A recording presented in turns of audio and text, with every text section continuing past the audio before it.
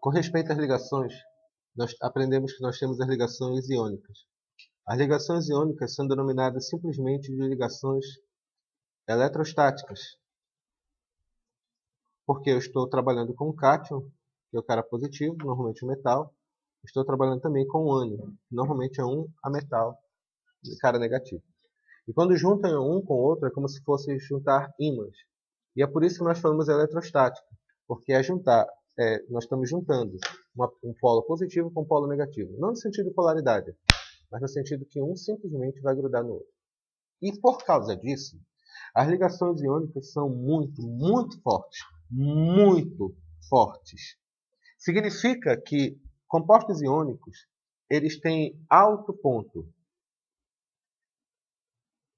Eles têm alto... Meu Deus. Desculpa. Compostos iônicos, eles têm alto ponto de fusão e alto ponto de ebulição.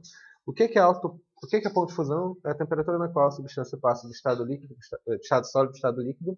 E ponto de ebulição é a temperatura na qual a substância passa do estado líquido para o estado gasoso.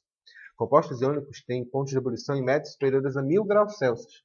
Isso é muita coisa, nem no fogão dá para fazer. Bom, compostos iônicos, eles são duros e são quebradiços. Felipe, o que é o duros e quebradiços? Existe PF e PE. Eles são duros e são quebradiços. Isso aqui, pelo amor de Deus, significa metal e ametal, que eu acabei de falar. Outra coisa, o que significa o material duro? Material duro significa um material que não pode ser riscado. Lembre-se, por exemplo, o diamante. Qual é a substância mais dura da Terra? O diamante. Significa que nada pode riscar um diamante. Só outro diamante. Mas eles são quebradiços. Quebradiços como? Significa que eles não resistem a impactos. Eles quebram com facilidade. E eles têm brilho. Isso é interessante, eles têm brilho, isso é muito interessante. Isso é uma característica de compostos iônicos. E em solução aquosa, e apenas em solução aquosa, ou quando são fundidos, fundido significa derretido, derretidos, eles conduzem corrente elétrica. Quando eles estão em solução aquosa e quando eles estão fundidos, ou seja, derretidos, eles conduzem corrente elétrica. Exatamente, Felipe. O sal puro, ele não conduz corrente elétrica. O sal de cozinha, ele não conduz. O sal na água, ele conduz corrente elétrica. Por isso, meninas, você está fazendo só chapinha lá com o chão molhado, se der algum curto assim, você vai morrer. Entendeu a ideia? Porque a água da torneira é uma água com sais minerais. E, portanto, conduz corrente elétrica. Ficou claro o que eu disse? Tá, e daí? Eu falei tudo isso só como uma introdução. Porque quando a gente estuda ligações intermoleculares, na verdade, nós estudamos as chamadas ligações covalentes. Anotem aí. Ligações covalentes, bom, tem umas ligações iônicas e tem ligações covalentes. Com respeito às ligações covalentes, existem dois tipos de ligações covalentes. Quer dizer, dois tipos gerais, né? Existem covalentes do tipo polar e existem covalentes do tipo apolar, como nós estudamos agora há pouco.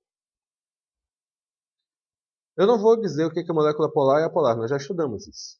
Mas com respeito à molécula polar, ela se divide em dois subgrupos.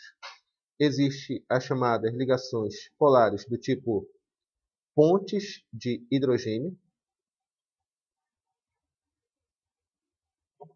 e as ligações do tipo dipolo.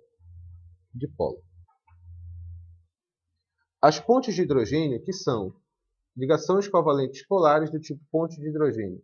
Senhores, é bem simples. É quando eu tenho hidrogênio ligado a flúor, ou oxigênio, ou nitrogênio. Quando é que eu tenho ponte de hidrogênio? É quando eu tenho hidrogênio ligado a ou flúor, oxigênio, ou nitrogênio. Henrique, quando... Oi? Lógico, meu querido amigo. Exemplo número 1, meu preferido. H2O.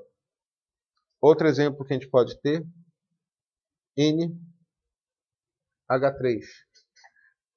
Podem fazer estruturas denominadas pontes de hidrogênio. Esses dois casos são, em primeiro lugar, H2O é uma molécula polar. Então, A gente tem que classificar. Eu tenho hidrogênio, silêncio, eu tenho hidrogênio ligado a FUN, fluoxigênio de nitrogênio. E o que é dipolo de polo? Dipolo são as moléculas polares que não são pontes de hidrogênio. Por exemplo, o SO2. O SO2 é uma molécula polar, mas só que não tem hidrogênio ligado a FUN, portanto, é chamada de ligação do tipo polar de polo de polo. Ficou claro?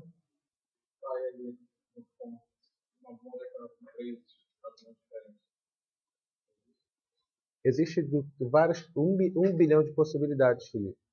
Mas, como eu já falei, tu tem que fazer a seguinte classificação. Sempre é a mesma regra. Tu tem que montar a molécula. Tu tem que verificar se sobra par de elétrons. Verificar se ela é polar ou apolar, portanto. Depois de verificar se ela é polar ou apolar, verifica se ela cai na classificação. Ponte de hidrogênio ou de polo de polo. Quando é aquela ponte de hidrogênio? Mais uma vez, só existe essa regra. Hidrogênio ligado a FUN. Se não for hidrogênio ligado a FUN, não é ponte de hidrogênio, só pode ser de polo de polo. Se a molécula for polar, claro. Mas é sempre a classificação. Tu tem que montar o desenho dela. Tu tem que verificar se ela é polar. E baseado, depois disso, tu vai dizer se ela é de ponte de hidrogênio de polo de polo. Ficou claro? Quando é que a molécula... Não, molécula apolar a gente já sabe quando é que a molécula é apolar. A molécula apolar ela é denominada ligação de polo induzido, também denominada de polo instantâneo e também denominada forças de Van der Waals. Também denominadas dispersões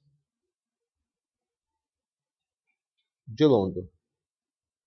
Todos esses termos se referem a ligações covalentes do tipo apolar. Apenas moléculas apolares. Não tem nenhuma... Para ensino médio, claro, a gente está falando do ensino médio que vocês estão estudando. Não existe nenhuma classificação a mais disso daí. Se a molécula ela é apolar, qual é o tipo dela? Dipolo induzido, dipolo instantâneo, forças de Van der Waals, dispersão de London. São os termos relativos. Não esqueçam as regras básicas. A regra básica da química é semelhante dissolve semelhante. Semelhante dissolve semelhante, o que significa isso? Que substâncias polares dissolvem substâncias polares. Substâncias apolares dissolvem substâncias apolares. Por exemplo, você está com a mão cheia de graxa. A graxa é petróleo. E petróleo, todos os hidrocarbonetos, a gente vai estudar com mais calma isso no futuro, todos os hidrocarbonetos, por definição, eles são apolares. Eles são apolares. Então, Aline, dá para tirar com calma graxa com água apenas? Não. O que tu usaria para limpar a graxa da tua mão? Muito bem, Aline. Um solvente apolar. Muito bem. Me dá um exemplo de solvente apolar. Fala alto, Aline. Qual? Gasolina. Muito bem. Gasolina. É muito bom para limpar, tirar a graxa da mão, claro, né? Ficou claro aqui a ideia? Então, finalmente, para acabar a aula, vocês estão preparados para entender aquela piada. Sabe qual é, né? Dois ursos estão caminhando à beira de um lago. Aí um deles cai na água e dissolve. Por quê? De novo, dois ursos estão caminhando à beira de um lago e um deles cai na água e dissolve. Por quê, Aline? Porque o urso era polar. Muito bem, né? Vamos fazer exercícios agora.